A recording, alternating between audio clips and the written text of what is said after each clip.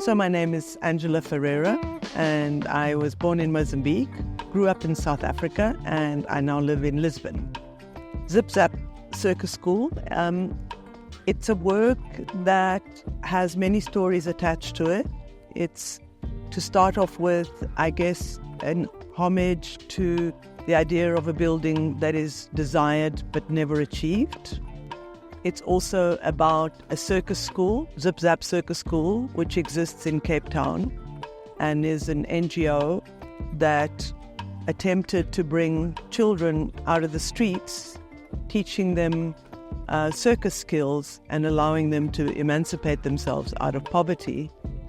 And they wanted to build a school in order to house the children, and they were unable to do so. So they drew up a plan with a Mozambican architect called Pancho Guedes, but they were never able to build the school. So my first step in this project was actually to build a portion of the design by Pancho Guedes, and the very first iteration of the project I did in collaboration with Pancho. He was still alive.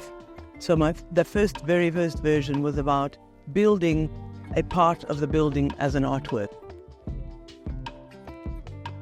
What I did with this version of Zap was use tent material, local tent material. And it was amazing how the tent material responded so well to the rain, i.e. it protected the wooden structure from the rain. So in a way, the work itself was renewed for the rain, and it responded really well to the rain because of the local material. For me, there's a very important part of it, which is each time the work is presented, local community is invited to come with activation, with mostly with children that come and do performances.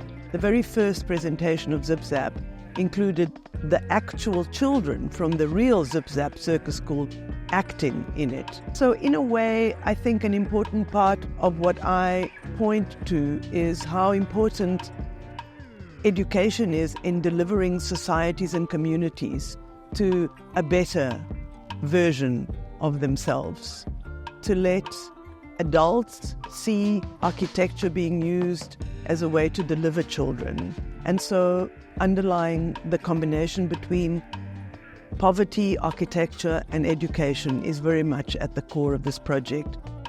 Just having seen people respond to it in these few days in the Biennale, my first reaction is that I feel people look at it and think, oh, it's a tent, so it's ours. This is not part of the Biennale, which is mostly many artists from foreign countries coming to put work here. I like the familiarity of it, yeah. I like the fact that people feel comfortable with the visuality of it and the materiality of it.